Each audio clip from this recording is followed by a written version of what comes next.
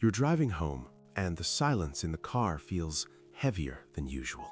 It's a physical weight pressing against your chest, vibrating in the steering wheel. Just an hour ago, you were at a dinner or a coffee shop, or perhaps just standing in a hallway at work, and the words were flowing. They were fast, they were vivid, and they were intimate. You found yourself telling someone, maybe even someone you barely know, about your father's distance, or the specific way your last relationship crumbled, or the jagged edge of your anxiety. In the moment, it felt like a release. There was a rush, a certain kind of heat in the telling. But now, in the quiet of the car, that heat has turned into a cold, hollow shiver. We call it a vulnerability hangover, but that phrase is too clinical for how this actually feels. It feels like you've left your front door wide open in a neighborhood you don't quite trust. It feels like you've handed someone a weapon and simply hoped they wouldn't use it. Most of us assume this happens because we lack a filter. We think we're just too honest, or that we haven't mastered the social grace of holding back. We treat it like a technical error in communication. But there is a deeper, more unsettling structure to this behavior. We have to ask ourselves a question that most people spend their entire lives avoiding.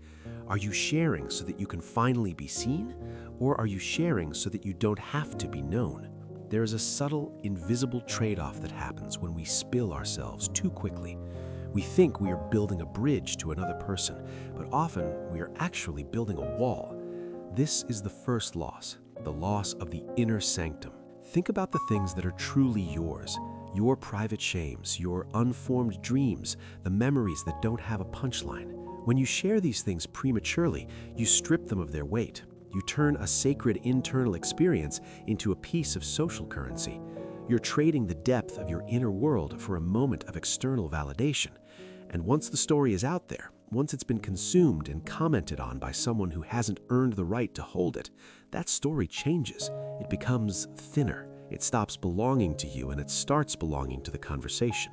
We do this because we are terrified of the middle space in a relationship. That period where you are still strangers, where the trust hasn't been tested, where the silence is unpredictable. To bypass that discomfort, we try to manufacture intimacy. We throw our most intense experiences at people like a peace offering, hoping that if we give them our truth, they will feel obligated to stay. We are trying to buy safety with our secrets, but intimacy that is bought is never actually owned. It's a simulation, and deep down, you know that. That's why the hangover feels so lonely, because you realize that while they now know what happened to you, they still don't know who you are. This is Clarity Quest, a place to slow down and look inward past the stories we tell others, to the person who is doing the telling. As this pattern continues, it moves from something you do to something you are. It becomes an identity. This is the second loss, the loss of identity flexibility. You start to see yourself as the person with the stories. You become the narrator of your own tragedy. There's a strange addictive quality to the attention that comes with oversharing. When you reveal something raw, people lean in. They offer sympathy or shock or a specific kind of intense, focused gaze. For someone who has felt invisible, this gaze is intoxicating, but it's a trap. Because soon you feel like you have to keep escalating the rawness to keep them leaning in. You begin to curate your life based on what would make a good revelation. You start to view your own pain through the lens of how it will be received. You're no longer just living your life, you're rehearsing it. This creates a profound disconnection from your actual real-time emotions. You become a performer of your own vulnerability. You might find yourself telling a tragic story for the 20th time, watching the other person's face for a reaction while feeling absolutely nothing inside. You've talked your way right out of your own heart. And here is the uncomfortable truth. This performance is often a way to stay in control. If I tell you my deepest flaw before you have a chance to find it, I've disarmed you. If I frame my trauma in a specific way, I dictate how you are allowed to see it. It looks like opening up, but it is actually a preemptive strike. It's a way of saying, I'll show you the parts of me that are broken, so you don't look for the parts of me that are truly fragile. We have to realize that this behavior isn't a personality trait. It's not that you were born without a secret keeper gene. It is an adaptation. It's a survival strategy that likely served you once. Perhaps you grew up in an environment where you had to be loud to be heard, or where your only value was in being interesting, or where the only way to get a parent's attention was to be in crisis. You learned that being too much was the only way to be enough. But what worked for the child is suffocating the adult. This leads us to the third loss, which is the most quiet and the most devastating: the loss of the future self. When you overshare, you are constantly anchoring yourself to your past. You are keeping your old ghosts alive by giving them a platform every Tuesday at lunch. You are defining yourself by things that have already happened, leaving no room for the person you are becoming. Think about the people you truly admire. Not the ones who are content creators of their own lives, but the ones who seem to have a quiet, steady gravity. They don't tell you everything. They have a private self that they protect fiercely. When they do share something, it has the weight of a diamond because it hasn't been tossed around in every casual conversation. They understand that mystery isn't about being secretive, it's about being contained. When you contain yourself, you build internal pressure, and that pressure is what fuels growth. It's what turns raw emotion into art, or into wisdom, or into a quiet strength that doesn't need to be announced. By leaking all that pressure through constant oversharing, you're staying flat. You're venting the very steam that is supposed to move your engine forward. So, we come back to the question: are you sharing to be seen, or are you sharing so you don't have to be known? The answer, painfully, is often both.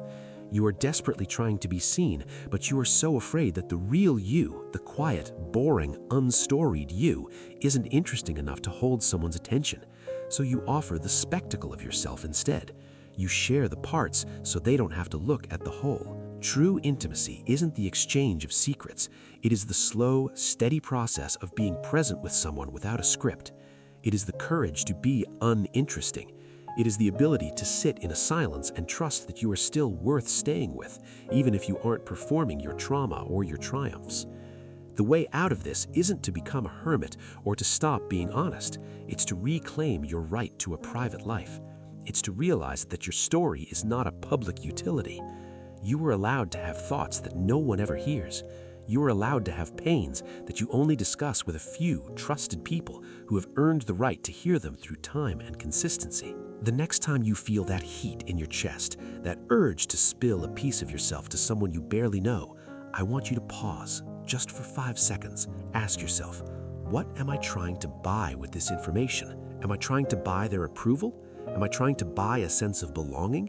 Am I trying to avoid the silence?